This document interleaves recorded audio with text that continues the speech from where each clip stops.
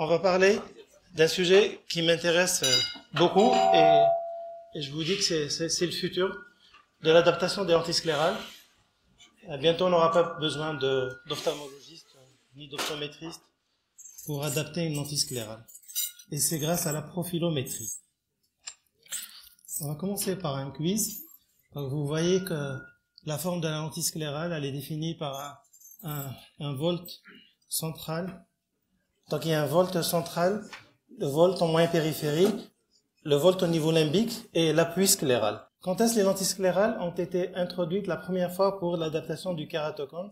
La fin du 19e siècle. Quelle partie de l'œil qui est couverte par la lentille sclérale? Est-ce que c'est toute la cornée et la sclère, que la sclère, l'iris ou la cornée? Donc c'est la cornée et la sclère. Quel est le matériau qui est utilisé pour fabriquer des lentilles sclérales? C'est des lentilles gaz perméables silicone hydrogel, c'est des matériaux rigides perméables à l'oxygène. Pourquoi les lentilles sclérales sont préférées par rapport aux lentilles rigides cornéennes?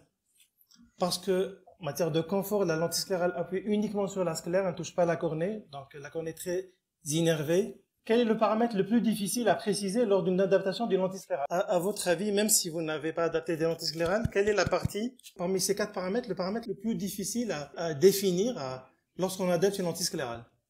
Est-ce que c'est le volt central, le volt en moyen périphérie, le volt limbique, ou c'est l'appui scléral qui est le plus difficile à adapter? C'est l'appui scléral. Pourquoi l'appui scléral il est difficile à adapter? Parce que nos yeux ne sont pas des sphères.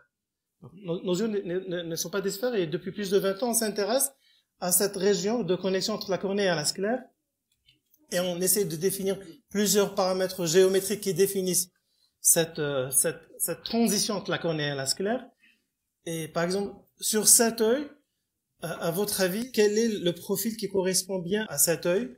Est-ce que c'est le profil 1, le 2, le 3, le 4 ou le 5, selon l'angle qui constitue entre la cornée et la sclère, à votre avis, le 1, le 2, le 3, le 4 ou le 5? Quand vous voyez la transition entre la cornée et la sclère, ici on va en supérieur, en inférieur, en nasal et en temporal sur cet œil, vous voyez que c'est presque une ligne qui est entre la cornée et la sclère, et donc c'est le profil 2 qui est le plus souvent observable chez les êtres humains, mais il faut savoir que les 5 profils sont possibles. Ça, c'est un point. L'autre point, c'est que le problème se pose... Ici, on a vu méridien par méridien, mais il faut voir ça en 3 dimensions. Et donc, il y a des appareils qui nous aident à examiner le profil cornéo-scléral qu'on appelle des profilomètres. On a eu la chance d'utiliser cet appareil il y a quelques années, mais à l'époque, il n'y avait pas de fabricant. Si on lui donnait cette empreinte numérique, on lui disait « Fabriquez-nous une lentille qui correspond à cette empreinte ». À l'époque, on ne pouvait pas bénéficier de cette technologie. Et on a fait une présentation en 2019 sur la profilométrie en utilisant la Pentacam, mais à l'époque, il fallait prendre 5 prises. Sur le même œil, 5 prises, vous voyez le cercle ici, avec des couleurs. Le gris, c'est la prise habituelle normale. En vert, c'est la partie supérieure. En rouge, c'est la partie inférieure. En bleu, c'est la partie temporale et nasale. Et en vert, et en violet, c'est la partie temporale. Et il faut savoir... Donc, plusieurs études ont vu que la sclère n'a pas une géométrie rotationnelle. Mon bras, c'est la cornée. Ou ça, c'est le début de la sclère. La sclère n'a pas une géométrie rotationnelle. Donc, l'angle change selon qu'on soit en nasal, en temporal, en supérieur ou en inférieur. Et donc, il y a des vagues. Et il faut savoir comment est la sclère, ou la majorité des auteurs sont d'accord que la sclère nasale est plus élevée et plus haute que la sclère temporale qu'on voit dans ces trois études. Pourquoi on s'intéresse à la forme de la sclère lorsqu'on adapte une lentille sclérale? Parce que on voudrait bien avoir cette très belle image partout sur 360 degrés. Aucun vaisseau, même le capillaire le plus fin qui passe sous cette lentille n'est pas écrasé. Parce que on adapte parfaitement la forme de la lentille à la forme de l'œil. Ici, par exemple, on voit que la partie gauche de l'écran, les vaisseaux, il y a un blanchiment, c'est-à-dire que la lentille quand même écrase la conjonctive bulbaire et elle entraîne une ischémie localisée. Après quelques heures, ça devient rouge et ça devient douloureux. Et on sait bien que la majorité des sclères, comme je vous l'ai dit, n'est pas parfaitement sphérique. Il n'y a que 6% selon cette étude multicentrique qui retrouve uniquement 6% de la population ont des sclères parfaitement sphériques. Et donc, d'où vient le terme de freeform? Regardez comment cette lentille est fabriquée. Sa forme est vraiment physiologique et elle n'a pas une forme géométrique symétrique ou rotationnelle. Donc, comment on fait cette lentille? D'abord, on a besoin d'une pentacam avec le logiciel CSP. Donc, les nouvelles lentilles pentacam, surtout la AXL Wave, avec une seule prise, on a un corps de 18 mm et on a le profil cornéoscléral sur 18 mm en une seule prise. Sinon, les autres pentacams, les anciennes pentacams, il faut faire 5 prises et c'est difficile. Le logiciel permet ensuite d'homogénéiser la mesure. Le nombre de points, il est multiplié parce qu'il comble les vides. Et on aura en dernier une surface régulière de la forme de la cornée et de la sclère. Donc on a une forme 3-dimensionnelle, comme si on a pris un moule numérique et on pourra ensuite, avec un logiciel, produire une lentille sclérale qui épouse parfaitement la forme de cet œil. Et donc on définit une forme postérieure qui est bien sûr loin de la cornée et loin du limbe, et repose sur la sclère de manière parfaite. Ok, on peut modifier le logiciel, bien sûr, pour optimiser notre adaptation.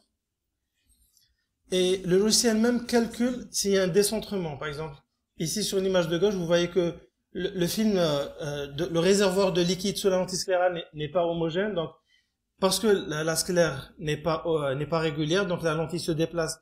Généralement, la lentille a tendance à se déplacer du côté temporal inférieur. Et donc, l'algorithme a la possibilité de calculer cela et prédire le décentrement et de le corriger. Tout ça, regardez comment ce sont des coupes sur 360 degrés. Regardez comment la lentille en bleu repose sur cette sclère et cet œil, et vous voyez que ce n'est pas homogène, c'est quelque chose de biologique et ce n'est pas une sphère parfaite. On définit même le diamètre. Il faut toujours dépasser de 0,8 mm le white to white, mais on peut aller encore plus, surtout si on est en face d'une maladie de surface oculaire. Il vaut mieux qu'on recouvre une grande partie de la surface oculaire. On peut aller jusqu'à 18 mm de diamètre total de la lentille. Donc la lentille, une fois fabriquée, elle a des repères. Donc la lentille, vous savez que la lentille, elle a des repères. Les 2 points en bas, c'est pour les mettre en inférieur. Les points horizontaux, c'est pour déterminer l'axe horizontal. Et la face antérieure de la lentille, c'est elle qui... Donc la face postérieure de la lentille, elle est fabriquée en fonction du profil sclérocornéen. Et la face antérieure de la lentille, c'est elle qui va porter la puissance sphérocylindrique et métropisante, voire même multifocale si le patient est presbyte. Comment se déroule l'examen? Donc c'est bien d'avoir un œil qui a une large fente palpébrale, et il ne faut pas appuyer sur la paupière supérieure ni sur la paupière inférieure pour ne pas déformer la sclère. Donc une fois la prise est faite, donc on a ces coupes, il y a 25 coupes sur la gauche, et on a le profil. Regardez ici à droite, c'est le même œil. Le manipulateur a appuyé sur la sclère en supérieur et on a comme une ectasie, mais en réalité, dès qu'on refait l'examen, sans faire de pression, on a une forme plus régulière. Donc c'est le patient. La prise de haut, elle est erronée parce qu'on a appuyé sur la sclère à travers la paupière. Donc la lentille est customisée.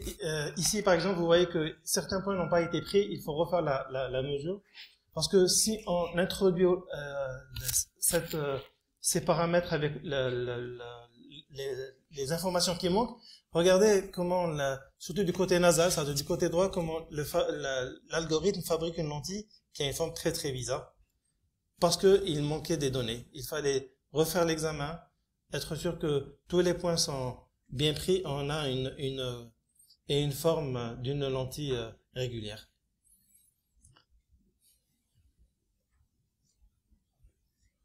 Ok. Toujours, vous voyez que sur le côté droit, c'est-à-dire le côté nasal, la sclère est plus haute que le côté gauche, le côté temporal sur l'écran. Et donc, on a une adaptation optimisée. En dernier, on fait une réfraction. Et donc, en fait, quand on a besoin juste du profil cornéo-scléral, et pour la réfraction, il faut utiliser n'importe quelle lentille sclérale, même une lentille sclérale mauvaise. L'essentiel, c'est qu'on va avoir la puissance dioptrique de l'œil. On met n'importe quelle lentille sclérale, il faut qu'on sache juste le rayon de courbure de la lentille sclérale et la puissance de la lentille sclérale. On fait une over-réfraction et c'est tout ce qu'on a besoin. C'est tout ce qu'on a, c'est tout dont on a besoin pour adapter une lentille sclérale. La profilométrie et n'importe quelle lentille sclérale à condition de savoir le rayon de courbure postérieur et qu'elle ne touche pas la cornée.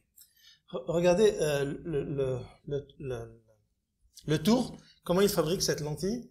Et vous voyez que la forme de la lentille est très irrégulière parce que nos sclères sont irrégulières. Ok. Je vous montre le cas d'une femme avec un pengecula. Elle portait déjà des lentilles sclérales. Et regardez qu'avec une lentille sclérale standard, une adaptation optimale, quand même en fin de journée, on avait des rougeurs parce que la lentille sclérale, regardez sur la droite, qui est appuyée sur les pengecula au niveau des deux yeux. Et une fois qu'on a fait la mesure, on l'adapte avec cette lentille eye-shape et on a une adaptation parfaite, même si la lentille est portée pendant des heures. La même chose au niveau des deux yeux. Et aujourd'hui, on a un cas clinique. Et pour être franc avec vous, eh bien, ce patient, d'abord, il faut le remercier. Merci beaucoup à mon ami Hakim parce qu'il a fait un voyage de 2 jours. Il est parti en Suisse, il a traversé les Alpes, traversé toute la Suisse pour arriver à l'usine. On lui a fait une profilométrie et il est retourné avec une paire de lentilles sclérales. On attendait avec impatience, on a commandé une Pentacam XL Wave. Dans la même occasion, je félicite l'hôpital de Beblouet, c'est le premier qui a acquis cette machine, la Pentacam XL Wave. Et regardez comment, en quelques heures, il a eu sa paire de lentilles. Ici sur la droite, vous voyez la lentille, la face postérieure de la lentille, la face antérieure n'a pas encore été formée. On va examiner ensemble ce patient, qui est mon ami. Donc c'est ça, moi je suis très enthousiaste avec cette technologie parce que on est quasiment presque sûr que la lentille qu'on va commander, elle va être bonne et efficace, on n'aura pas des problèmes. Avant on avait un taux de succès de la première lentille de 70%, il fallait faire des changements de lentille, mais on était toujours limité par des formes symétriques. Le fabricant commandez-moi une lentille rotationnelle, ou bien les solutions, on réduisait le diamètre, plus on se rapprochait du limbe, plus on était plus en face d'une cornée régulière. Mais plus on s'éloigne, plus on est en face d'une sclère irrégulière. Donc, croyez-moi, je vais l'examiner pour la première fois, et je lui ai demandé de porter la lentille pendant depuis hier 23 heures. Donc, la c'est rien, ça fait. J'ai dormi avec. C'est pas de, ça fait 17 heures de port. 17 heures, ça veut dire pour porter l'expérience au maximum. On va voir si vraiment cette technologie, elle fait 17 heures de port, si on va voir que cette lentille qui serait parfaitement adaptée ne va pas appuyer sur les vaisseaux cornéens, eh ben, je serais très très satisfait. Donc quand même, je l'ai vu à l'œil nu, après 17 heures de port, il y a pas de rougeur. Je pense que c'est la solution, hein. Je pense que c'est la solution idéale. Hein. Pardon? C'est un kératogone greffé à gauche. Ça de 4 à droite ou à gauche. Greffé. Le Kamax, c'est à combien? Je vais dire, les questions sont très très intéressantes. Quand on adapte une lentille sclérale, mais t'aimes la cornée. on oublie tout. On va passer en pont. Il a des anneaux, il a fait un cross-linking, on lui a fait, il a une cicatrice, il a été greffé. La cornée, mais par contre la sclère. Parce que la cornée, elle passe en pont, et le réservoir va absorber tout. C'est le support. Exactement, le support, c'est tout.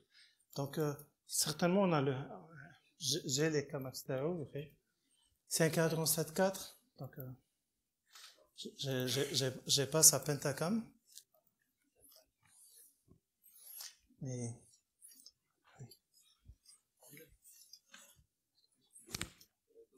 oui. Quel est le pourcentage de sclérale par rapport aux petites lentilles? Le pourcentage. Ok. Oui, très bien. Quel est le pourcentage des lentilles sclérales par rapport aux lentilles rigides cornéennes? Eh bien, avant 2012, on était à 100% rigides cornéennes, il n'y avait pas de sclérale. Mais depuis l'apparition des sclérales, on a pris la vague des sclérales et on a vu que nos adaptations sclérales commençaient à prendre beaucoup de pourcentage. Et cette année, donc, Dr. Obsès va présenter on a fait une étude rétrospective et surtout la qualité de vie des patients.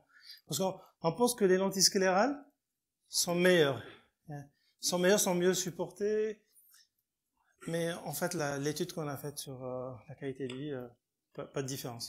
Pas de différence du tout. Même pour les gens qui vivent au sud, hein, dans l'eau. Mais il faut dire que dans l'étude, on est à 70% de sclérale, avec de 30% de rigide cornéenne. Mais je vous dis, objectivement parlant, quand on a fait une belle étude, on a vu que pas de différence. Sur le plan acuité visuelle, sur le plan confort, pas de différence. Hein. La vie réelle, la théorie ou la vie réelle. La vie réelle démontre qu'il n'y a pas de différence entre les deux types de lentilles.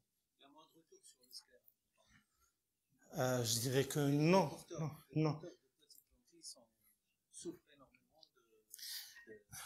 de... Oui, on a 70% de succès de la première lentille sclérale, hein, donc il y a 30% d'échecs.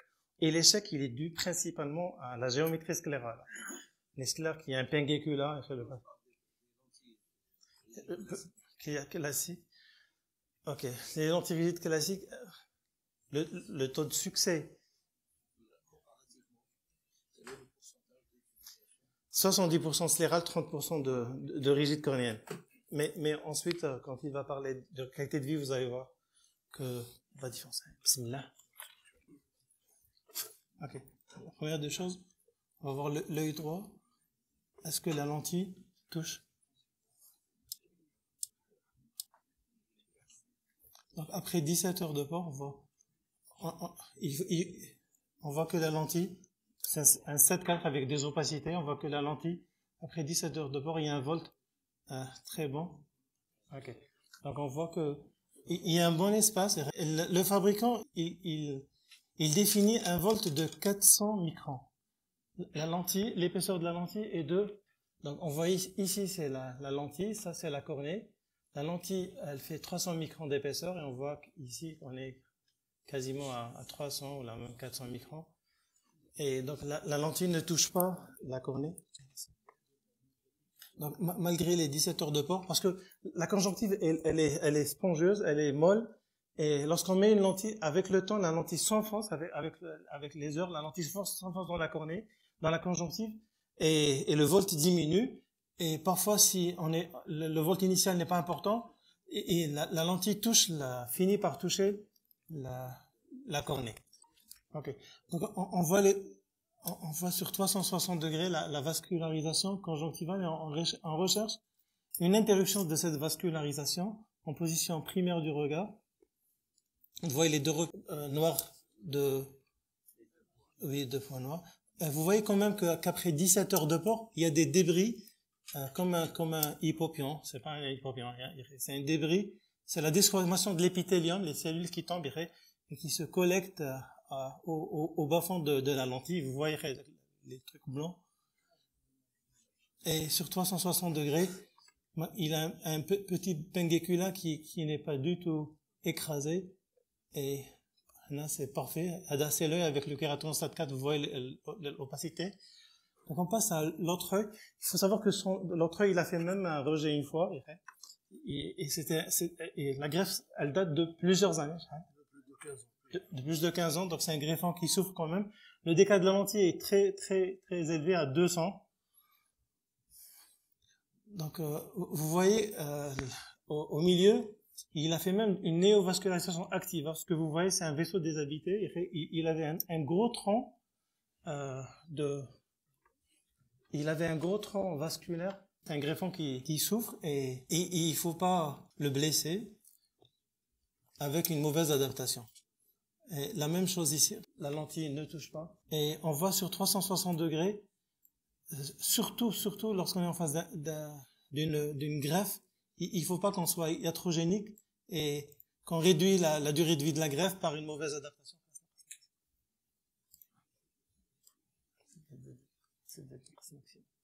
Okay. On voit que les vaisseaux sont respectés sur 360 degrés. Il y a toujours les débris à 6 heures, parce que 17 heures de port.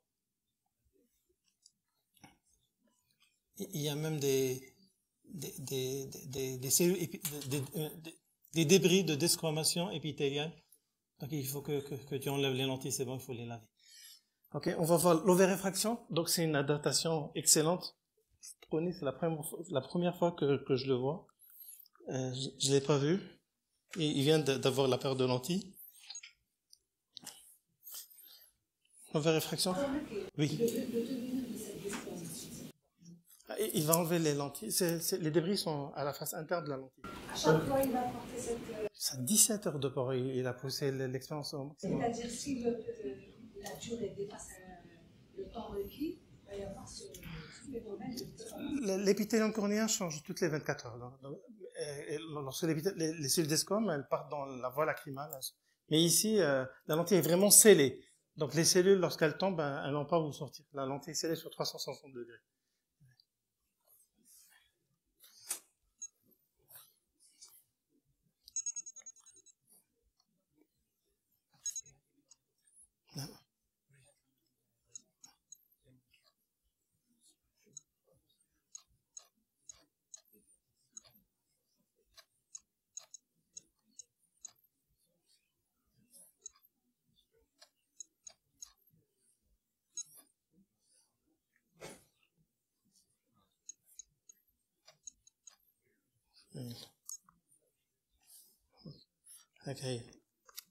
Ok.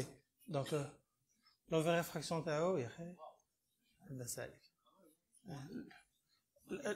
Les valeurs à droite sont en jaune, c'est-à-dire que la mesure n'était pas très très. Ok, je vais lui poser quand même une question.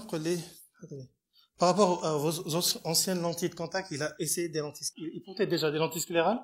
Objectivement, Hakim, s'il te plaît. Objectivement, est-ce qu'il y a réellement une différence? Objectivement. Ok, bien sûr. Alors,